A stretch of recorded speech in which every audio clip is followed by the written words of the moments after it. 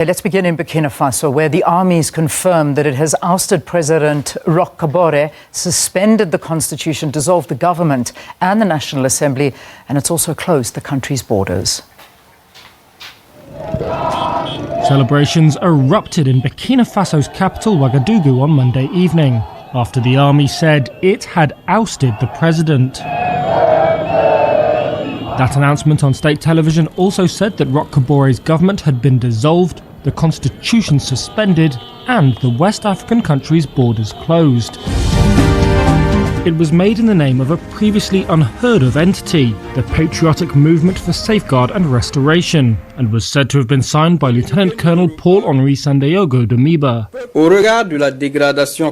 The statement cited the deterioration of the security situation and what the army described as Kabore's inability to unite the country.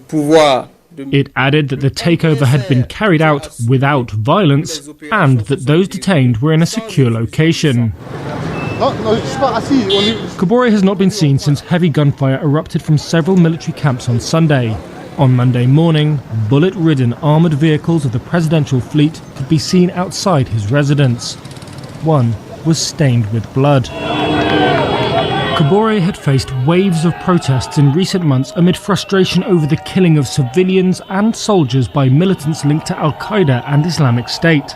Soldiers mutinying on Sunday were said to be demanding more support in their fight against the insurgents. As the sun set on Ouagadougou's Place de la Nation, President Mahamadou Ouedraogo claimed that most people support the military and were relieved that Kabore was no longer president.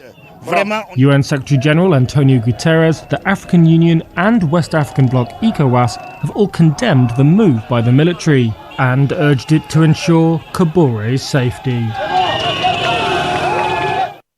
Secretary-General is following developments in Burkina Faso with deep concern. He's particularly worried about the whereabouts and safety of President Roch Kabore, as well as the worsening security situation following the coup carried out on January 23rd by sections of the armed forces. The Secretary-General strongly condemns any attempted takeover of government by the force of arms.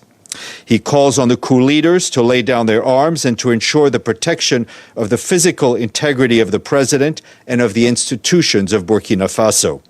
The Secretary-General calls on all actors to exercise restraint and opt for dialogue.